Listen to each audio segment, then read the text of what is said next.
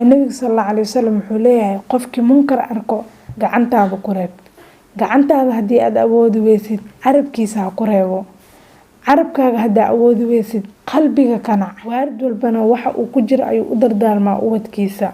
Noqo waalid ubadkiisa khayr man ya'mal mithqala dharratin khayran yarah wa man ya'mal mithqala dharratin sharran yarah. Utuko waa rasuul sallallahu alayhi wasallam wuxuu yiri صلوا كما رأيتموني أعلم أنك يضيق صدرك بما يقول. الحمد لله والصلاة والسلام على رسول الله. السلام عليكم ورحمة الله وبركاته أحبابي الكرام.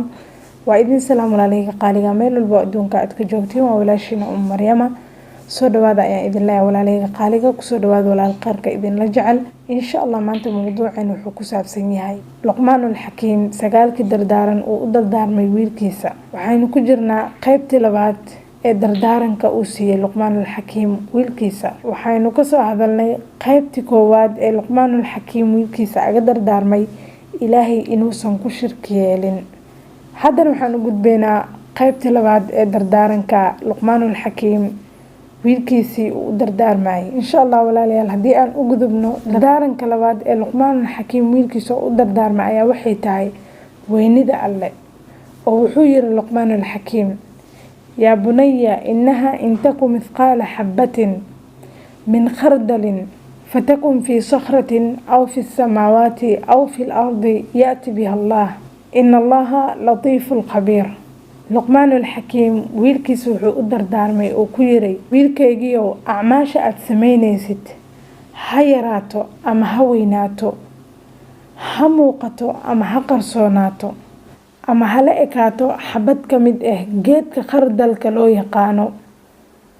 waayo geedka khardalka loo yaqaano waa geed mirihiisa aad ay u yaryar yihiin. marka acmaashaada miraha saas u yaryar hadduu la eg yahay ayuu leeyahay ama samada dhexdeeda ha ahaato ama dhulka ha ahaato Ilaahay wuu keenayaa maalinta qiyaamo wuuna ogyahay Allah. marka Luqmaan wuxuu leeyahay wiilkaygiiyo Ilaahay wax ka qarsoon ama Ilaahay wax ka fakanayo ma jiraan. Ilaahay quraankiisa wuxuu ku leeyahay faman ya'mal mithqala dharratin khayran yarah wa man ya'mal mithqala dharratin sharran yarah. qof walba khayr sameysto oo darro wax la mid ah xataa ha ahaado wuu arkayaa. qof walba shar sameystana wuu arkayaa asagana. oo Ilaahay saas ayuu leeyahay.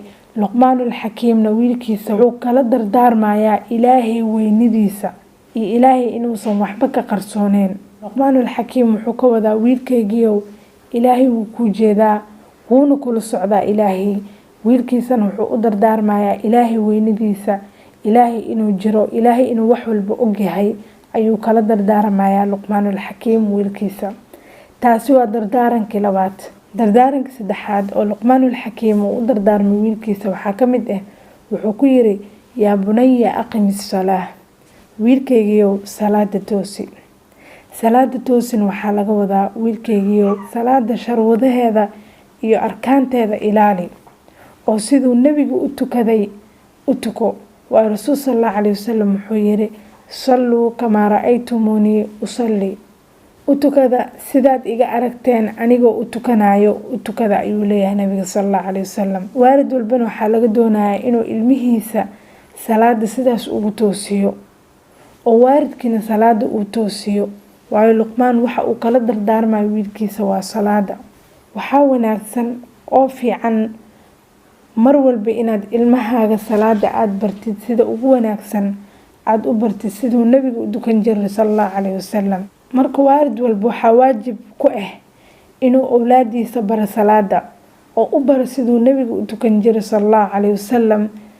inuu sidaas u bara ayaa loo baahan yahay asagana uu salaada iska toosiyo. waayo Luqmaanul Hakiim wiilkiisa wuxuu u dardaarmayo waa wuxuu asaga sameynayo oo asaga la imaaday uu sameeyay ayuu wiilkiisana u dardaarmayaa. waalid walbana waxa uu ku jiro ayuu u dardaarmaa ubadkiisa. noqo waalid ubadkiisa khayrku u dardaarmo.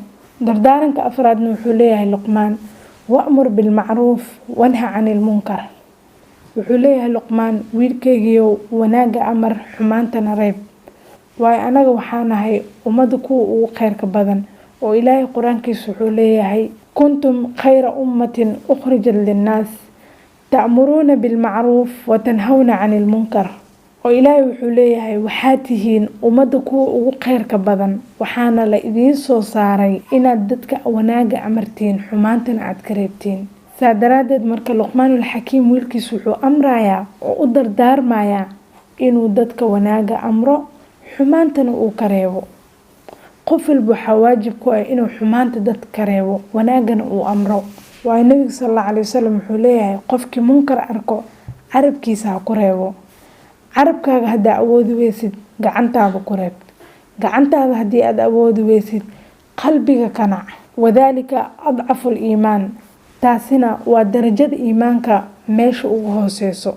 haddii aad carabkaaga ku celin kartid munkarkii aad ka aamustay, gacantaada aad ku celin kartid aad ka aamustay, qalbigana aad kaga faraxday, taasi macnaheedu waxa waaye qalbigaaga inuusan iimaan ku jirin. waayo qofka mu'minka wuu ka xanuunsadaa xumaanta, wuu ka xanuunsadaa. wanaaga ayaa caado u ah inay mu'miniinta amraan dadka. saa daraadeeda marka Luqmaan wuxuu u dardaarmayaa wiilkiisa xumaanta inuu reebo wanaagana uu amro. dardaaranka shanaadna Luqmaan wuxuu leeyahay wasbir calaa maa asaabak.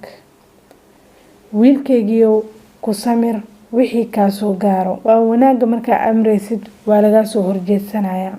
dad ayaaba kuu soo baxaayo, waa ku caynayaan, way ku aflagaadeynayaan, adiga unbaa lagu soo diray. Luqmaanul Xakiim wuxuu leeyahay wiilkaygiiyow wax walbo kaa soo gaaro ku samir. waayo wanaaga markii aad faraysid dhibaato fara badan ayaa kaa soo gaaraysid, inaad ku samirta ayaana loo baahan yahay. waayo nabiga sallallahu alayhi wasallam isagoo nabi ah waa la caayay, waa la aflagaadeeyay, waxaa la yiri saaxir baa tahay, beenlow ayaa tahay, wuuna ku samray. ilaahayna quraankiisa wuxuu ku leeyahay walaqad naclamu annaka yadiiqu sadruka bimaa yaquuluun. waana ognahay nebiyow laabtaada inay cariiri ku hayso waxa dadka ay kaa sheegayaan. marka waxaa lagaa doonayaa wanaaga markii aad sameynaysid inaad ku samirtid. ina daalika min casmi umuur. taasina waa go-aamada adag oo qofka qaadanayo oo dhibaato walba ay kasoo gaarto oo ku samro. Luqmaanul Xakiim wiilkiisa sidaas ayuu u dardaarmayaa. insha Allah dardaarankaasna waa dardaarankii shanaad. taasina waa dardaarankii shanaad oo Luqmaanul Xakiim wiilkiisa u dardaarmay. insha Allah muuqaalkeena dambe ayaan ku wada dhameystiri doonaa. subhanaka allahumma wa bihamdika ashhadu an la ilaha illa anta astaghfiruka wa atuubu ilayk. wassalaamu calaykum waraxmatullaahi wabarakaatuh.